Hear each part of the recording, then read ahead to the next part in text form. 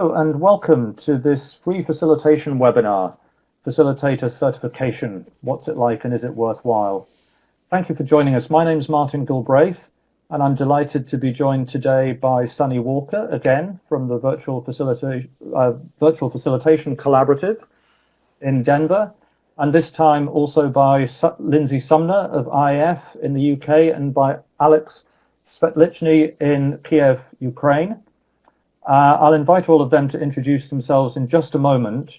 But first of all, let me invite all of you to introduce yourselves using the chat pod in the right of the screen, and also using the polls in the middle to let us know where you're located and something of your experience.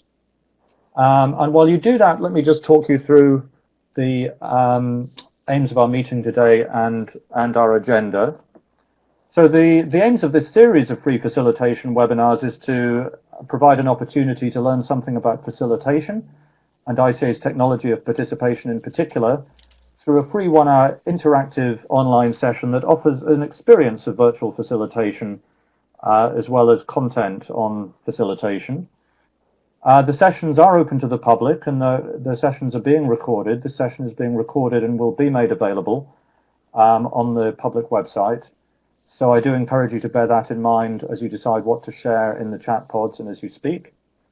We'll be sharing a recording of the meeting and of all of the slides and other outputs, including a transcript of the chat pods to all those who've registered after the meeting. So you will have all of that available to you afterwards. This particular session on facilitation certification was inspired by a number of things, partly the IAF England and Wales facilitation meetups that I've been helping to lead over the last couple of years have been attracting an increasing number of people in England and Wales who are asking about opportunities for certification. So we have an IAF CPF certification event coming up later this year in Birmingham, and I thought now would be a good opportunity to give people a chance to learn about that and find out if they want to go for it. Also, I've been working with Bill Staples of ICA Associates in Canada last year and this year to make available in Europe one of the few IAF endorsed training programs that cover all of the CPF competencies. That's a series of 3 two-day courses which are available in the UK and elsewhere now this year. So that was another reason I thought it would be interesting to have a session on CPF competencies and assessment, and also CTF, the IAF Certified ToP Facilitator certification. So our agenda for today is where, after our brief introductions, we're going to hear a short presentation from Lindsay on the IAF CPF process, and then an opportunity for a quick Q&A. And then we're going to hear from Sunny and Alex on the ICA CTF process and a few quick questions and answers on that. And then we'd like to hear something of all of your experience of certification, whether facilitator certification or others, and have a broader discussion about certification and the value of it. And we'll allow hopefully at least 5 minutes or so at the end to reflect on the session before we close at the end of the hour. So let's hear from the rest of our panel. First of all, Sunny, would you like to introduce yourself, please? Sure. I'm based in the U.S. in Colorado, Denver. And I am a user of I was with ICA for a long time, and so I am a certified ToP facilitator. But then as a founding member of IAF, I've also been trained a lot through my IAF conferences and work in other things. So I am also a CPF and CPF assessor. So I love facilitation, seeing people's eyes light up and them get the results they want, and I'll pass that on to the next person. Thank you. And Lindsay, thank you for joining us. Hi, Lindsay Sumner. I used to be a corporate facilitator, now I'm an independent. I'm it sounds very grand, this, but it isn't. Director of Certification Operations for the IAF, which means that I manage the certification program. And in that, I'm an assessor for the program. I'm a process manager, and I also assess for the training program endorsement program. So a fairly wide experience there of certification and a fairly steady background in facilitation. Thank you. Thank you. And Alex? Hello, my name is Alexey Svetlichny. Alex Svetlichny, you can call me that. I'm a psychologist, psychotherapist, and now I'm also a facilitator. I'm working for ICA Ukraine, and I'm leading some educational program in ICA, and I'm a staff also. That's all. Thank you. And thank you all for joining us. And it looks like we have 11 participants also in the room so far. You'll see in the graphic in the top right, we had 108 registered, so we may have others join us during the session. So far, it looks like, Sunny, you're the only one not in Europe. And most of us are interested in registering a candidate. And I guess it's just us in the panel who are already certified by the looks of it. 2 CTFs, 2 CPFs, and 1 recertified. So thank you for your introductions. The general chat pod will stay there on the right throughout the session. I'm going to move us swiftly on, if I may, to invite Lindsay to speak on the Certified Professional Facilitator process, first of all. I've removed our video images to reduce demands on the bandwidth, so hopefully that will help to ensure all of you have good audio quality. Please do feel free to continue to type in the general chat pod on the right with any questions, comments, or reflections as Lindsay speaks. And first of all, I'll invite Lindsay to please tell us something about the CPF process. Thank you, Martin, and thank you all very much for being here today. The first thing I'm going to say is I'm not going to go through every word on these slides because, as Martin said, they are all available afterwards, and I don't want to take up your time in reading slides. So please feel free to have a look at them afterwards. I'm going to go through the Certified Professional Facilitator process for the IAF. The IAF members come from just about everywhere. I said I was corporate and now I'm private. We have independent people, not-for-profit people, community people, and educational sector people as well. So from everywhere, really. And regionally, the only place we don't think we have members are from the Antarctic, I think. The regions themselves are set up across the globe, and we're represented on the board of the IAF by directors. The vision is to see professional facilitation used throughout the world to address the challenges faced by people. We don't feel really that facilitation is sufficiently well recognized as yet, so we want to spread that word. And the mission is to grow the community of practice for all those who facilitate. And you can read more about that on the website. The big question, what is a CPF? What is this professional mark of recognition? Certified Professional Facilitator, and it's an assurance that any CPF meets an internationally recognized standard and commits to our statement of values and code of ethics. And that's one of the important things to us. The criteria then, when you go through this, you must demonstrate that you have facilitated 7 sessions in the last 3 years. And those should be your best 7, not your only 7 or your first 7. They should demonstrate a good range of your work, of your practice. You need to be an IAF member, and you must demonstrate the IAF core competencies. If you have a look at the website, there's a lot more detail on there, and that's the link for you, where you can go and have a better look at the detail.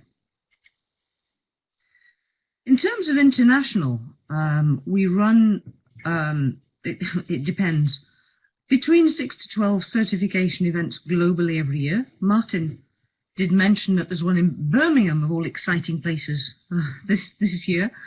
But we have events coming up this year in Japan, in Singapore, in I think Shanghai, as well as the Netherlands, and I can't remember off the top of my head, but yeah, Birmingham is possibly less glamorous for us than some.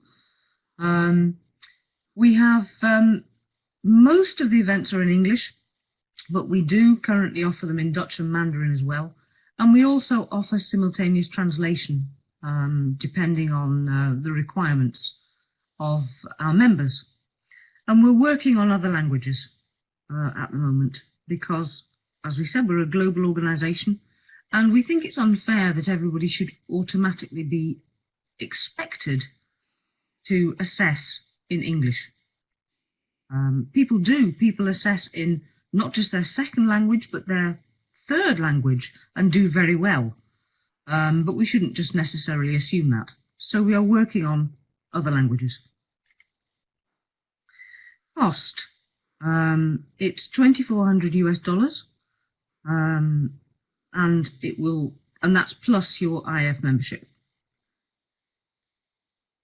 The core facilitation competencies that I mentioned, again, you can read about these in great detail on the IAF website.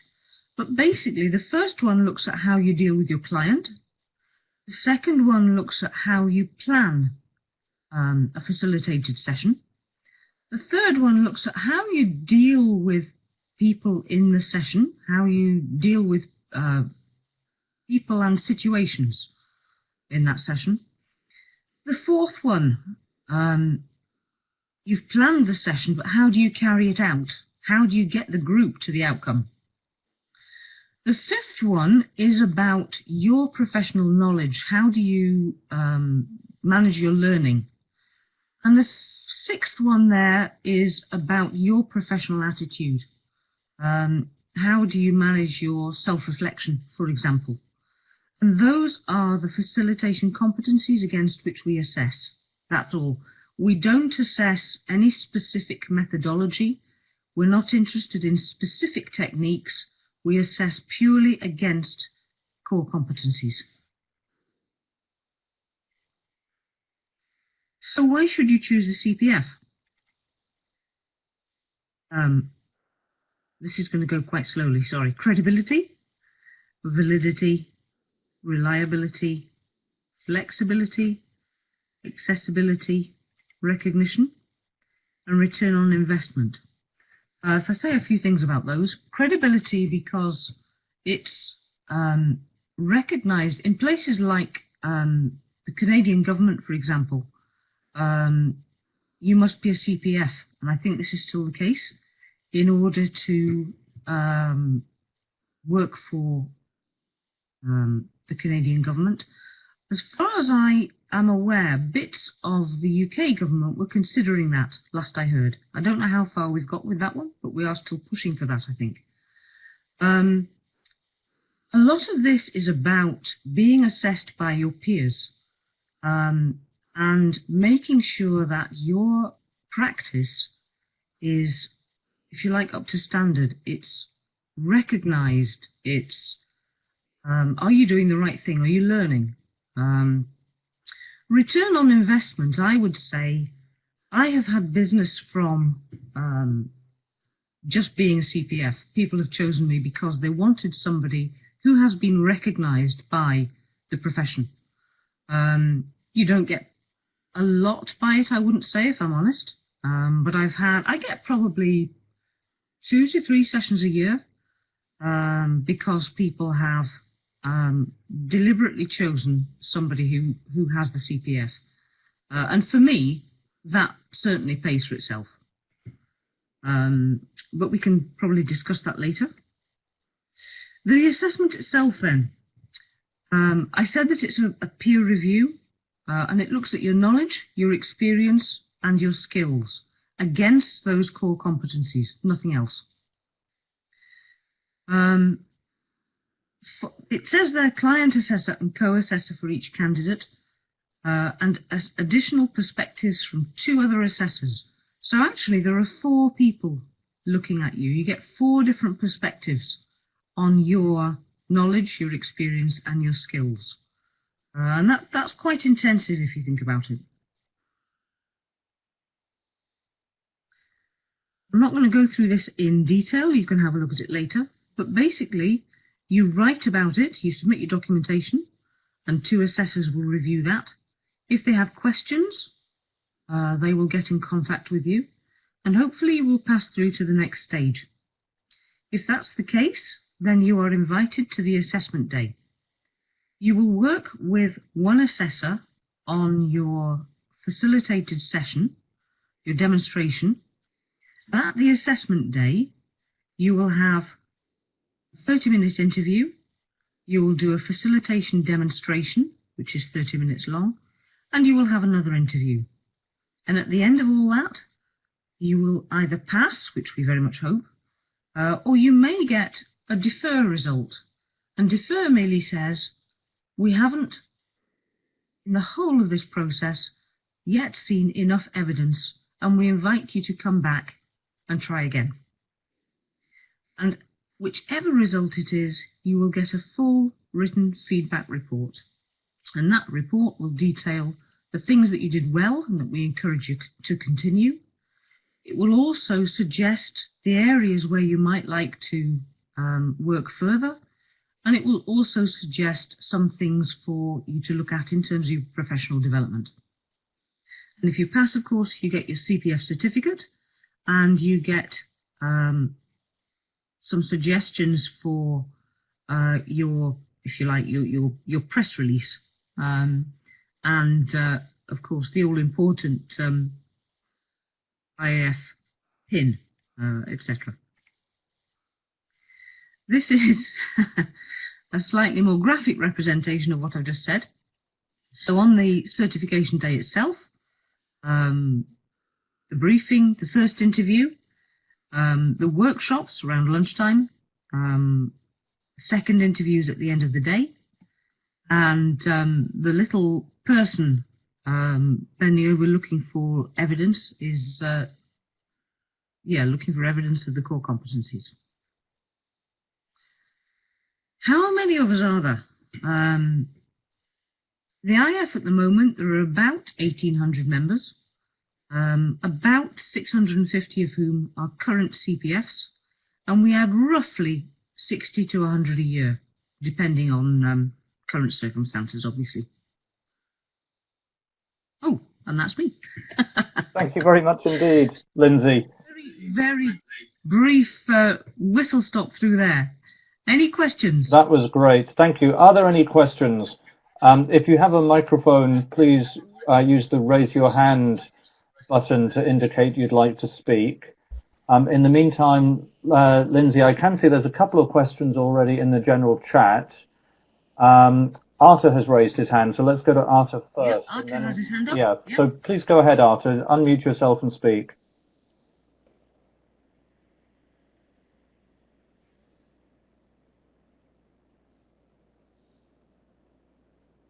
I've unmuted myself, Arthur. Go ahead. Sorry? I've unmuted you now, Arthur. Go ahead. Okay, thanks a lot. Concerning the financial conditions, the last price point I saw was $2,350, and I learn now for this year it's $2,400. So the price is increasing, as I understood, every year. And this may become a serious obstacle for facilitators interested in this process in many regions, Central Europe being one of them, and probably here, well, it's not the most severe of all. Shall we see any kind of a scheme like a discount price for some, like differentiated prices for facilitators from different parts of the world? There is no scheme, but it is possible. Now, I'm not sure when this comes into place, Artur, but there is going to be a scholarship scheme available. I can't give you details on that at the moment. I'm fairly sure that's coming into place this year. So watch out for that. That will be available through IAF chapters, I think. All right. What will it Sorry, go ahead. Yes, what will this scheme entail?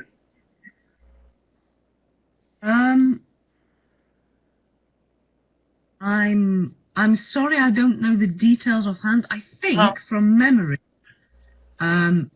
it's offering a sort of gradation of a quarter, a half, 3/4 towards the cost of the fee. Oh yeah. All right. Thank you for the question. That's a great innovation. Right. I wasn't aware of that, but I think that's a great idea. Yeah. Okay. I see Nate is asking, is the facilitation demonstration for the candidate to design?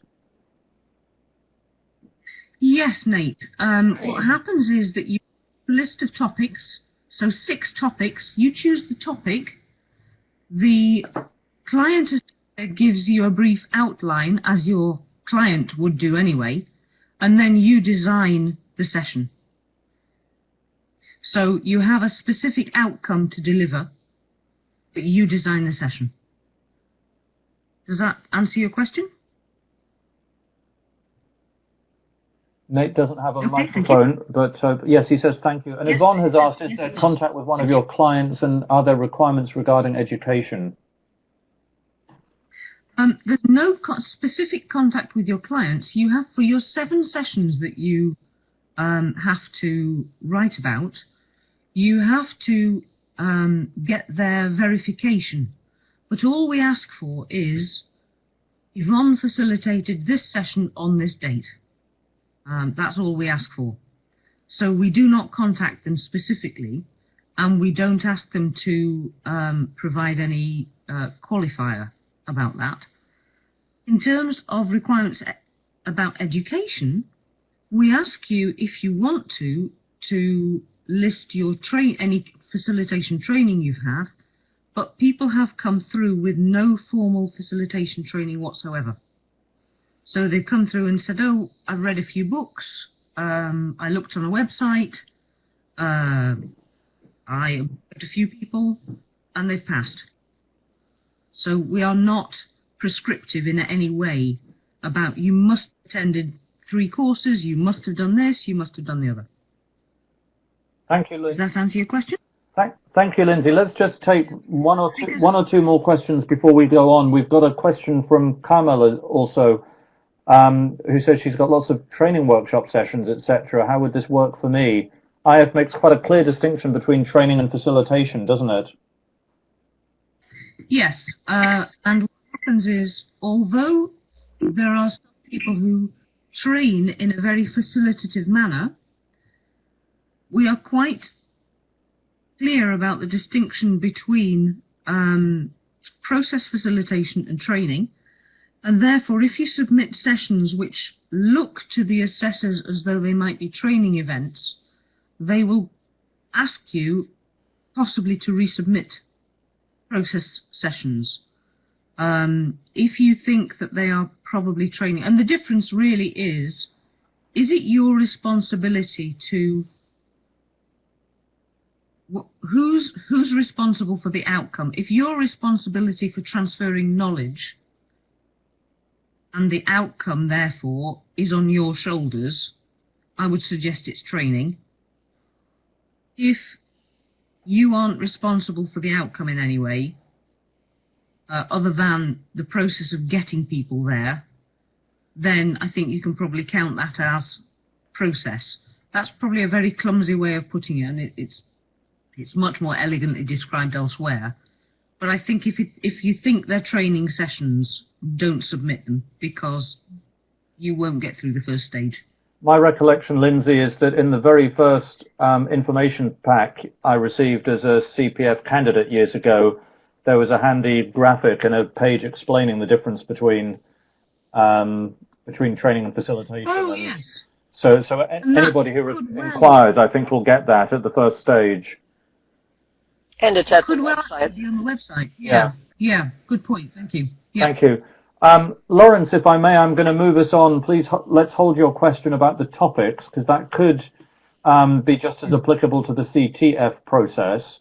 If I may, let's move us on. Thank you very much indeed, Lindsay, for that, and to those of you who've put questions. let's hear also about the CTF process, the ICA's Certified ToP Facilitator process, which in my experience I would say is a little less rigorous in terms of process, but more demanding in terms of content. Sunny, you're an assessor of both. Would you like to tell us a little bit about CTF and the difference? Yes, I'll do that. But first, a quick word about the ICA. We are delighted as an organization that the IAF exists with a focus on facilitation for those of us who have picked up that profession from our ICA work. But ICA does work broader across the world in, you'll see there in blue, advancing human development worldwide. So a lot of work is in more community development, though it involves a fair amount of facilitation in those 40 organizations we have around the world, national organizations. So ToP facilitation is an approach that was developed mostly as we were working in communities around the world and needing a way to have those communities work together and talk with each other to take a hold of their own destiny and move forward. We do train in those methods around the world. Some are offered regularly, public courses in a number of countries, and then in other countries you can request either a public course or an in-house course.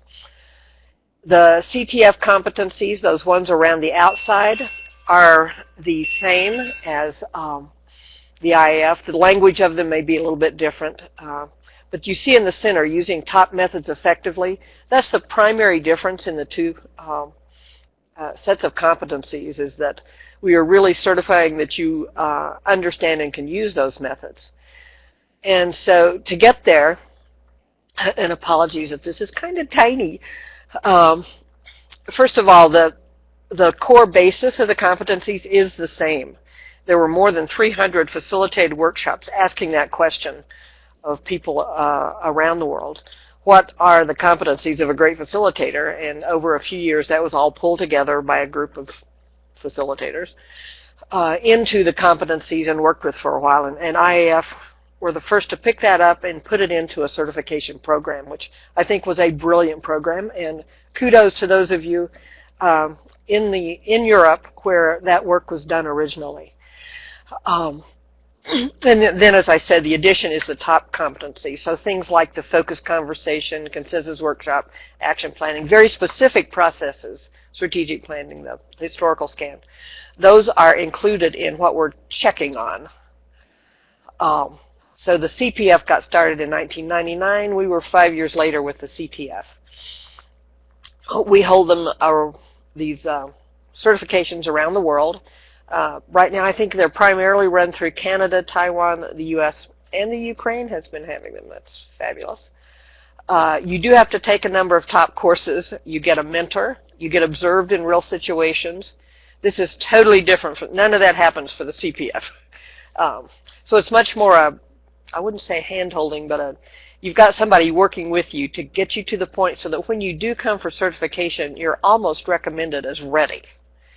We give you feedback and observe you, and we do contact clients. It's done confidentially. They are sent a survey, and they only talk about what their experience was with you, what they observed. And it's a fairly easy to fill out survey. And who they are is not revealed to anyone else. The assessors get the surveys. They don't get the names of the clients, so that is kept confidential. And it is, as opposed to you show up on a day and demonstrate your skills, it is a portfolio process. So you create an electronic portfolio of all the things you've done, and you have to submit your designs for a number of things. You submit the outcomes, what was the documentation from those events, those things you did, and a reflection sheet about how it went and what you learned from it.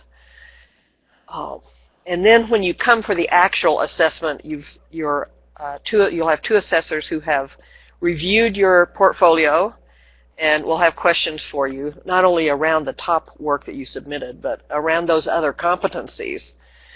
There'll be quite a bit of dialogue on that. And then and then you pass, or you might get deferred. It's rarely a deferral, I'll admit, but you will have had a lot of work with someone ahead of time to be ready. Alternatively, in some locations, it's difficult to have someone physically present to observe you as a mentor, and so some evidence might be presented by video. And the interviews on occasion have been done by Skype if you're not able to get to a physical location for that. The cost in Canada, I think it's around $1,200 US. On their website, it's in Canadian dollars, but I think the translation is about $1,200 US. Or if you take their Advanced Facilitator program, which I believe is endorsed by IAF as one that covers all the competencies, that's about $8,200. It's a fairly expensive one, but you'll see there the little piggy bank with the college grad thing. It's not as expensive as getting your professional certification through a university program. It's a little more costly I think through Taiwan they're charging $1,500.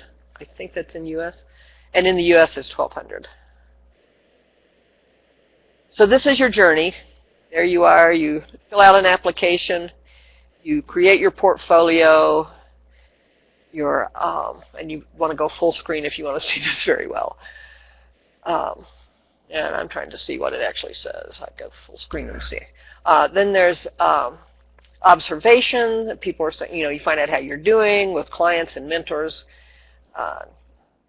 You get your portfolio done, you have your interview, and then you get certified and go on to continue your field work. So I think that's the end of it, and we'll take questions after we hear Alexey's. That's right. Thank you very much indeed, Sunny. So as we've heard from Sunny, there are 5 or 6 or 7 ICAs around the world that provide CTF certification, and the first in Europe, as it happens, was ICA Ukraine. And so Alex, I hope, is going to tell us a little bit about the experience of ICA Ukraine. Alex, I'll just take that. Yeah, you've got it on the first slide. Perfect. So over to you, Alex. Thank you. Yeah, we have to start from the beginning. So, okay. Sunny already talked a lot of things about ICA and ICA globally, and ICA Ukraine it's also is interesting organization, and we have trained more than 500 facilitators now, and more than 40 projects in community development and etc. So what is main for me, my experience? My experience started from training of Irina Fursman in Ukraine, and it was first contact with ToP facilitation, and I was very impressed.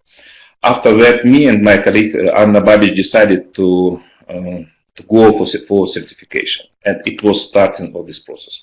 My mentor was Bill Staples. I am a lucky man, very lucky, and my assessors was Linda Elton and Larry Philbrook. And I can say it was a very development process for me. Sunny told what it's there is 5 methods. I had to show to demonstrate my skills, and all this method you can see on the screen.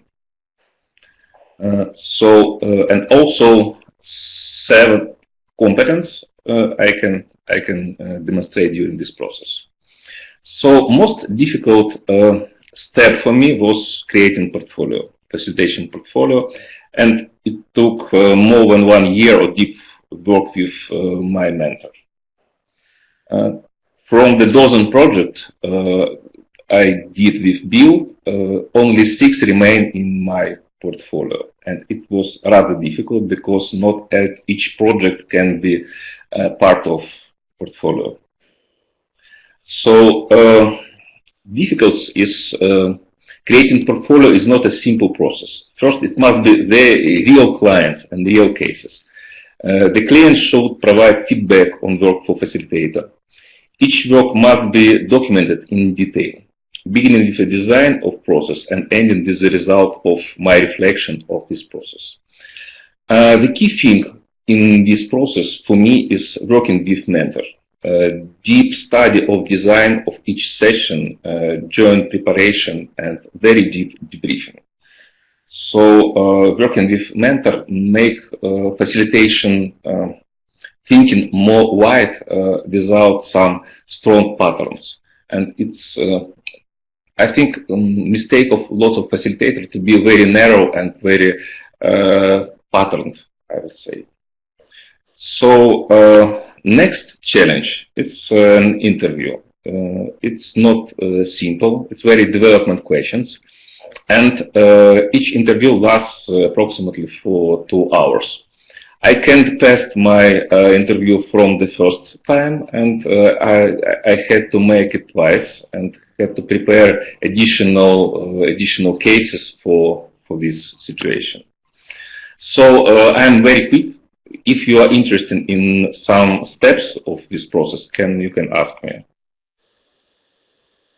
Thank you very much indeed, Alex.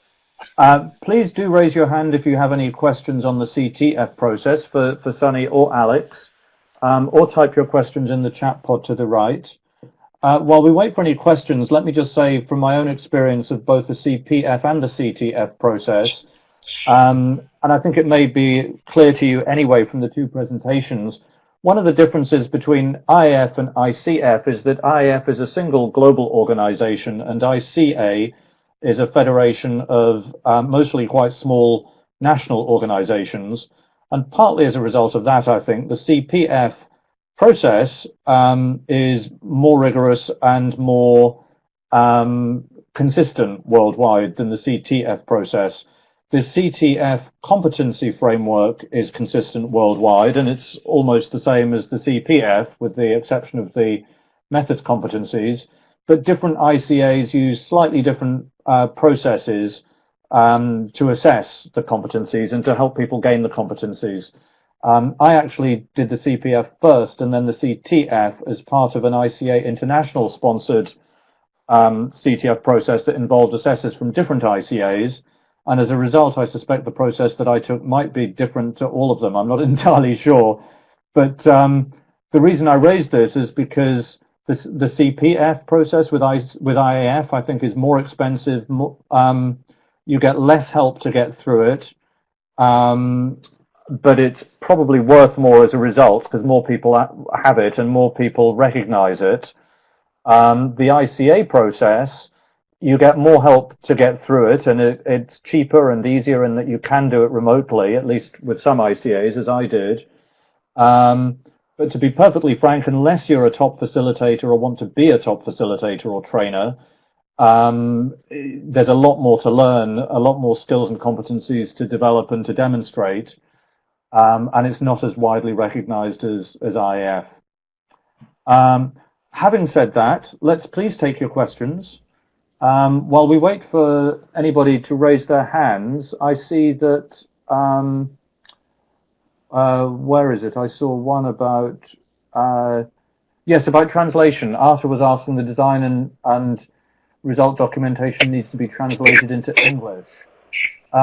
Alexey, was all, in your case, was everything translated into English, or was Irina, being a Russian speaker, was she one of the assessors? First of all, we had to translate everything into English. Even a result of each method, each session had to be translated. Each card in facilitation. Right. It's a first difficulty. Next, it was videotaping. So we had to find translators who can independently show to assessors what's going on during this session, because the assessors didn't understand what's going on Russian. So we had to find a translator who can help our assessors to understand without our presence what's going on this video. Mm-hmm. Mm-hmm. Thank you. And the IAF process, Lindsay, when it's offered in Dutch and in Mandarin and so forth, that means written submissions as well as the assessment day are in that language. Is that right? Yes, that's correct. And working on getting all the application in the whatever language it is as well. Right. So that, I mean, that's only 3 or 4 languages so far, and it's no use to you if those aren't the languages that you speak. But we're working on spreading it into more languages. Yes, correct. Yeah. Thank you. Please, anybody with a question, please do raise your hand to speak. We'd love to hear your voices. In the meantime, the question of how long it takes to become a CPF or a CTF, Lawrence, from my own perspective, what I would say to that is it really depends where you're starting from. If you already have all the competencies, then both processes can be fairly quick, and probably it is fair to say that CPF is quicker because there's less to demonstrate and less of a portfolio is required. If you're a complete novice to facilitation entirely, then it's going to take a long time to develop the competencies for either, and much longer for CTF. So it's partly a question of gaining competencies and partly a question of demonstrating them. Sunny or Lindsay, would you add anything to that?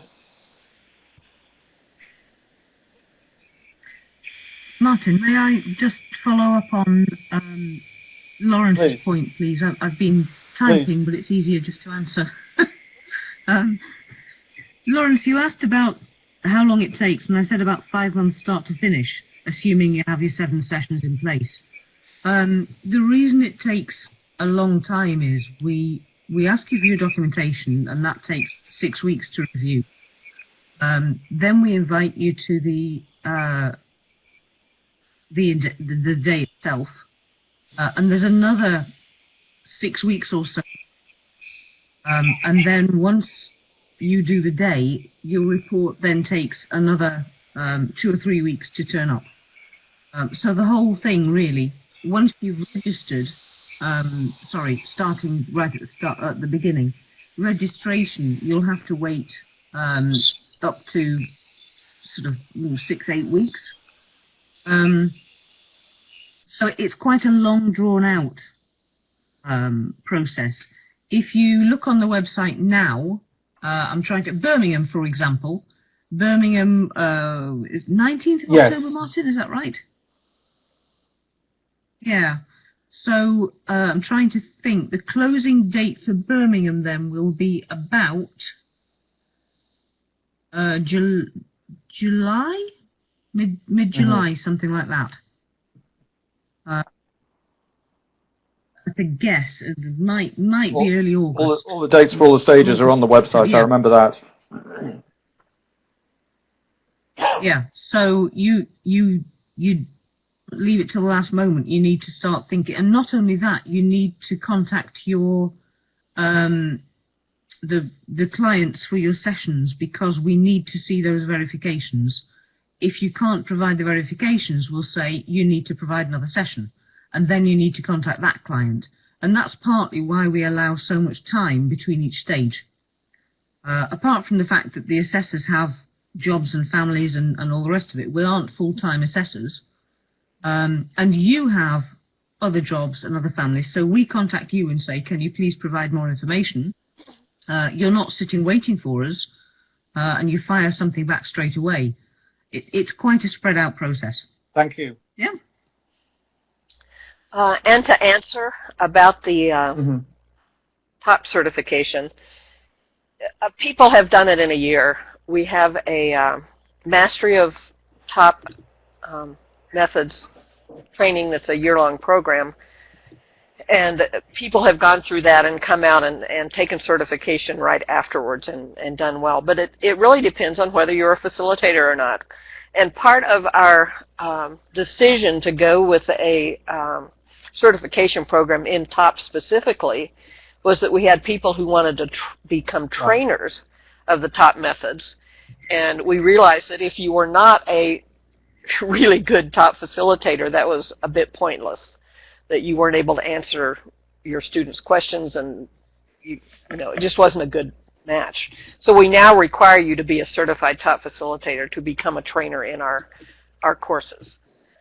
At least in the U.S. I'm not sure. It varies from ICA to ICA. Yeah. Yeah. So it's a little different, but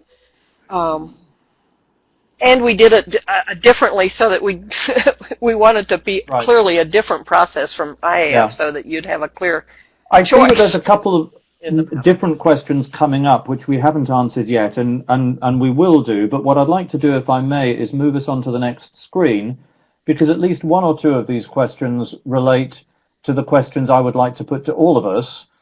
What have been the benefits of certification for you? What's your advice to prospective candidates? And what insights or questions do you still have? What insights or questions will you take away from this session, or what will you do as a result of this session? So I invite all of you to type into those pods with any responses to those questions. And as we do that, let's respond to some of these outstanding questions in the general chat pod. I'm just going to make that general chat pod a bit bigger again so that we can see them. Where was it? I think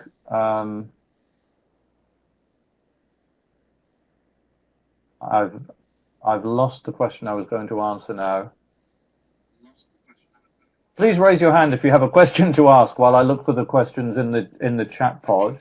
If you've asked a question that hasn't been answered. Arta, yes, please.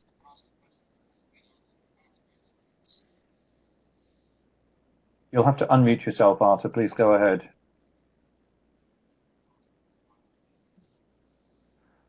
And I see that Lindsay's answered the questions about IAF authorized training courses. That's right.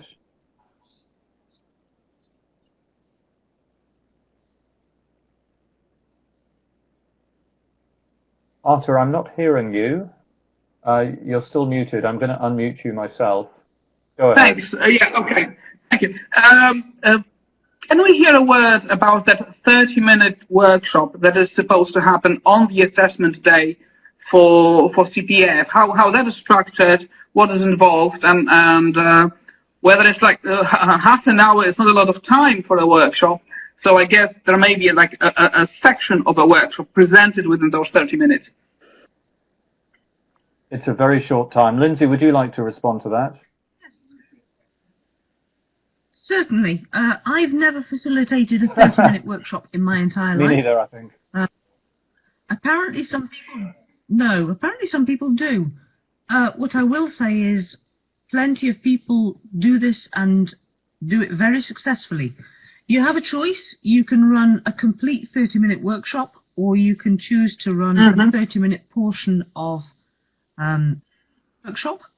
If you do that, then all you do is outline the longer workshop. You don't need to do the detail of the longer workshop. You have to tell your participants roughly where they are in the entire process and give them enough information. So for your 30-minute workshop, you have 7 participants. 2 of them are your assessors. And my advice is just do what you normally do. Don't try and put 7 new techniques in there because you think you're going to impress us. Just do what you normally do. Just facilitate. Let us see your normal facilitation practice, and we will be able to gather the evidence of the competencies. We must see you facilitate a process to an outcome. So having a nice discussion probably wouldn't do it for us.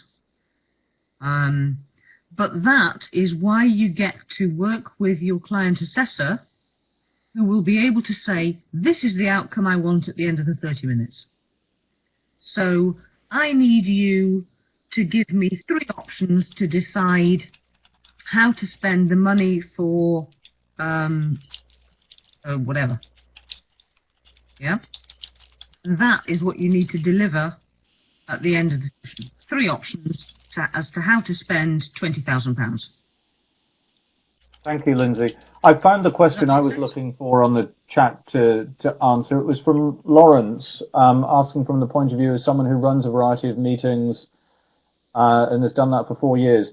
What I'm understanding from your question, Lawrence, is that you have a certain level of competence and you're wondering whether it's enough and whether it'll get you through. My advice to prospective candidates, and actually I say this to lots of prospective candidates, is that whether you're interested in CPF or CTF, either way, and especially if you're thinking of spending $1,000 or $2,000 worth on any kind of process, before you register as a candidate, I advise you to download the competency framework which you can do for free from IAF and ICAI websites, and do a little self-assessment, go through the competency framework point by point, and ask yourself, do I feel like I've mastered this competency, or I'm, just about okay, or I'm really no good at this, or I've never even heard of it before. And if you go through like that, you'll get a pretty good idea pretty quickly as to how close you think you are, and whether it's time to try to put forward a portfolio to persuade the assessors that you have these competencies. Any other questions? Lee, you're asking about, yes, I remember you've signed up to one of my courses. Is that the June course? I can't remember. Please unmute yourself and ask if you'd like. Could it affect your registration for certification? Not really. I don't think so. Yeah, it was Go just ahead.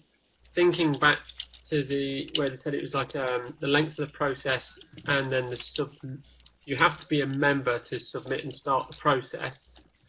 And I was like, if my membership is processed as part of doing the training, oh, that's right. It'd be too late.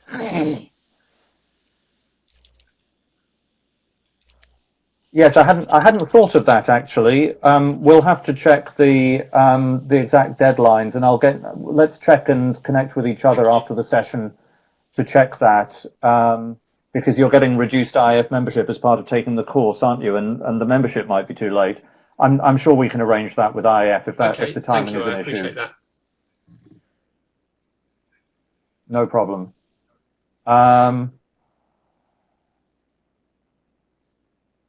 I see another question from Helena. If I want to get on the road of becoming a certified facilitator, I can sign up to ICA training courses, and in what order?